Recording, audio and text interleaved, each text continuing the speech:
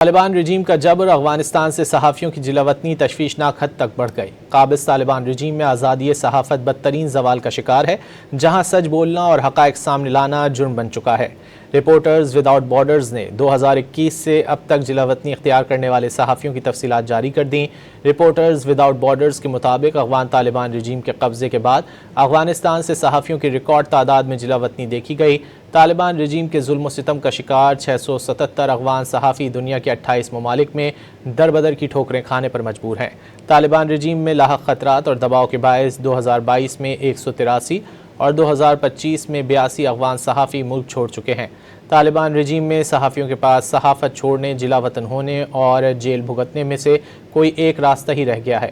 طالبان رجیم عوامی اور میڈیا کی آزادیوں پر قدغنیں لگا رہی ہے۔ اس وقت بھی 5 افغان صحافی طالبان کی حراست میں ہیں۔ رپورٹرز وداؤٹ بارڈرز کے جنوبی ایشیا ڈیسک کی سربراہ سیلیا مرسیر کے مطابق قابض طالبان رجیم کے دور میں افغانستان میں میڈیا منظم جبر، پابندیوں اور حکام کے سخت کنٹرول کا شکار ہے۔